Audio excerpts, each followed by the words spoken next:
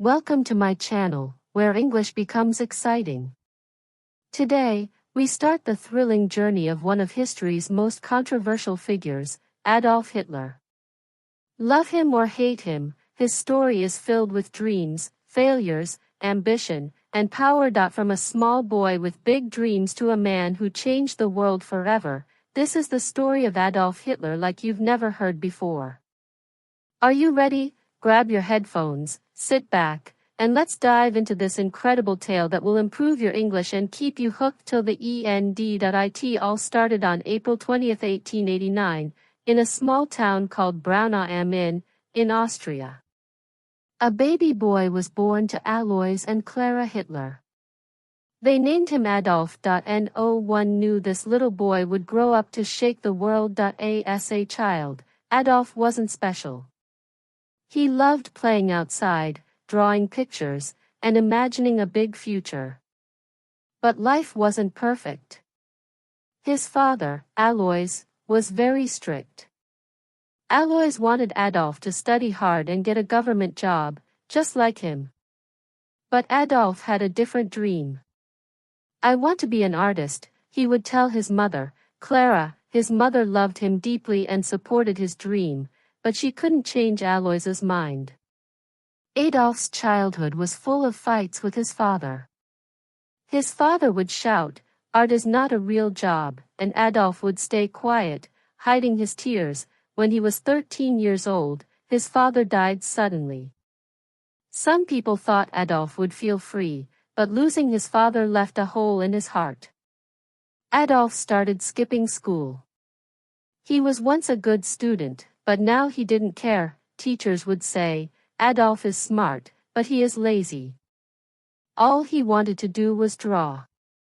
After finishing school, Adolf packed his bags and moved to Vienna, the capital of Austria.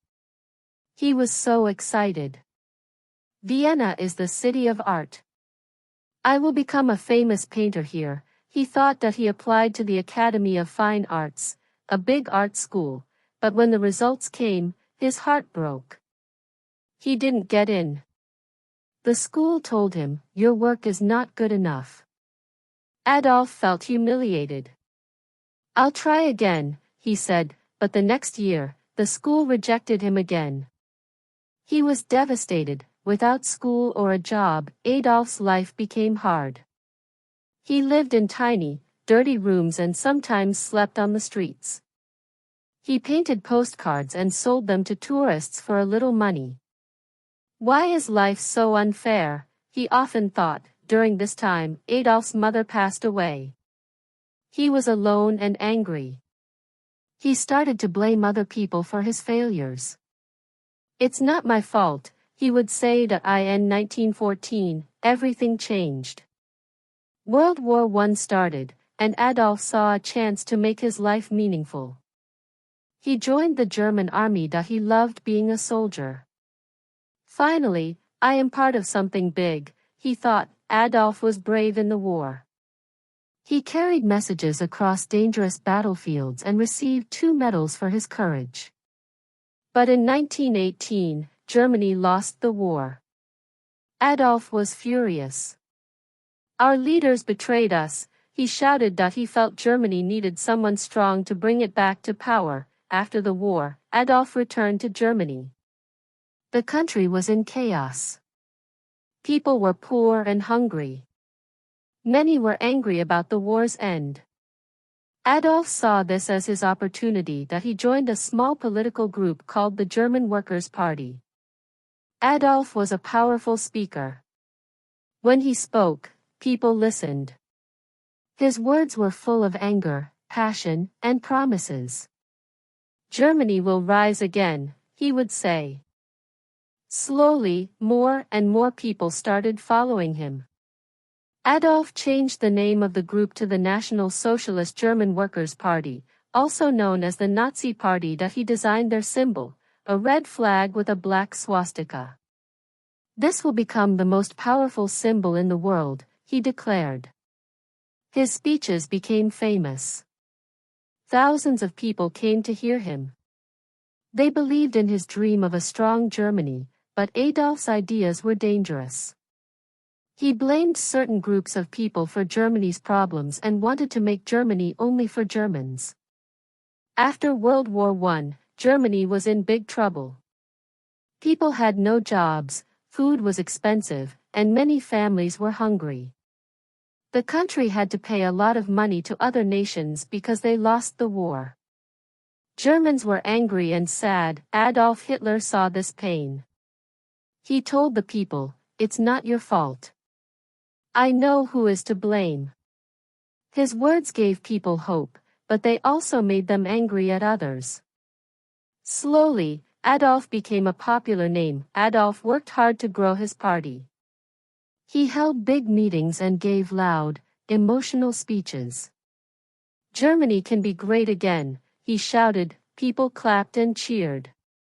They believed in his dream. In 1923, Adolf tried to take control of the German government by force. This was called the Beer Hall Putsch, but it failed. Adolf was arrested and sent to jail for 9 months. While in jail, Adolf wrote a book called Mein Kampf, which means My Struggle. In this book, he wrote about his ideas. He said Germany needed to become powerful and that certain groups of people were the enemy. The book became popular, and many Germans started to believe in his ideas. After getting out of jail, Adolf worked even harder. The Nazi Party became stronger. By 1933, Adolf Hitler was chosen as the Chancellor of Germany, the country's top leader. This was the start of a new chapter. Adolf promised jobs, a strong military, and a bright future. The people trusted him, but they didn't know what he was planning next. As Chancellor, Adolf made many changes. He built roads, factories, and schools. More people got jobs, and Germany started to look strong again. The people were happy. They said, "Hitler is a hero." But behind this success, Adolf had dangerous plans. He controlled newspapers, radios, and schools. People were told, "You can only believe in Adolf Hitler." Those who didn't agree with him were punished or sent to prison. Adolf created a strong army called the SS and a group of young boys called the Hitler Youth. They trained to fight and spread Nazi ideas everywhere. In Germany, people saw the swastika flag everywhere. It became the symbol of Adolf's power. Adolf's speeches became even more powerful. He would say, "Germany is the best. We will rule the world." Crowds cheered and shouted, "Heil Hitler." In 1939, Adolf made his boldest move. He ordered his army to invade Poland. This act started World War II. Adolf's dream was to take over all of Europe and make Germany the most powerful country in the world. At first, Adolf's army won many battles. They were strong and well-trained. But as the war went on, things started to go wrong. Adolf had made too many enemies. He was doing something terrible. He wanted to remove all Jewish people and others he thought didn't belong in his vision of Germany. This was called the Holocaust, one of the darkest chapters in human history. Millions of innocent people were killed in camps. By 1944, Germany started losing the war. Adolf's enemies, like the United States, the Soviet Union, and Britain, were too strong. Bombs fell on German cities, and the people who once called Adolf a hero began to lose hope. Adolf became paranoid. He trusted no one and spent most of his time hiding in his bunker. By 1944, Adolf Hitler's dreams of ruling the world were falling apart. His army, which once seemed unstoppable, was now losing battles everywhere. The Soviet Union, one of his biggest enemies, pushed the German army back from the east. At the same time, American and British soldiers attacked from the west. German cities were bombed day and night. Families lost their homes, and the people began to turn against Adolf. Why did we follow him? Many asked, but Adolf didn't give up. He sat in his bunker giving orders to his generals. "We will not surrender," he shouted.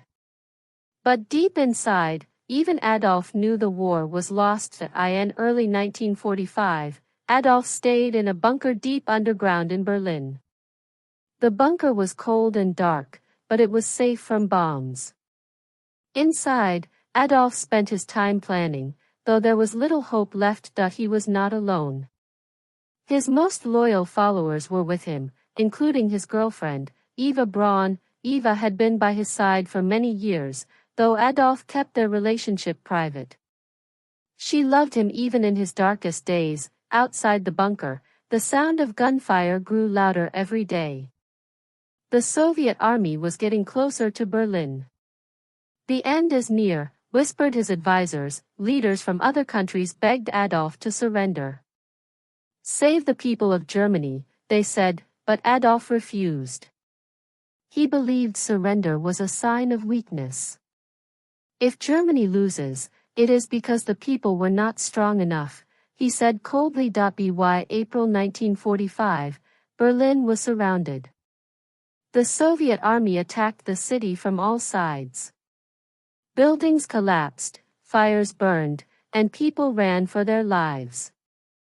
On April 29, 1945, Adolf made a surprising decision. He married Eva Braun in the bunker. It was a simple ceremony with just a few people. "You've always been by my side, Eva," Adolf said. Eva smiled, even though she knew this was not a happy moment. After the wedding, Adolf and Eva spent hours together, talking about their lives and what they had done. They both knew the end was near. On April 30, 1945, Adolf made his final decision. He called his closest followers into the bunker and told them, "I will not be captured alive." Adolf believed it was better to die than to let his enemies take him. He and Eva went to a small room. Moments later, they took their own lives. Adolf was 56 years old. When the Soviet soldiers reached the bunker, they found Adolf and Eva's bodies. The war in Europe ended shortly after. Germany surrendered on May 8, 1945. The people of Germany were left with nothing but ruins. Adolf's dream of making Germany powerful had instead brought destruction and sorrow. Millions of lives were lost because of his actions. After Adolf's death, the world worked to rebuild.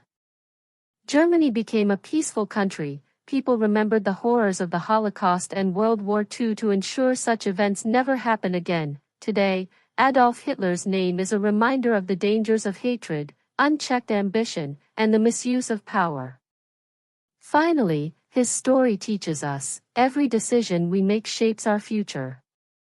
Adolf's choices led to pain and loss, not just for him, but for millions of others. This reminds us that every action, no matter how small, matters. That we must choose wisely and always think about the impact our decisions have on others, and the importance of compassion and unity. Hate and division only tear people apart. The world is a much better place when we come together, respect each other, and work towards peace. Life is too short for anger and judgment. By being kind and understanding, we can create a future filled with hope, not regret. So remember. Choose love over hate, humility over pride, and unity over division. These simple lessons can make our world a better place. This was the story of Adolf Hitler, a man whose life changed the world forever. It's a story of dreams, power, and the mistakes that led to tragedy. Remember. History is not just about the past, it teaches us how to build a better future. Thank you for listening, and don't forget to like, share, and subscribe to English Avenue for more exciting stories that help you learn English while exploring history. See you in the next story.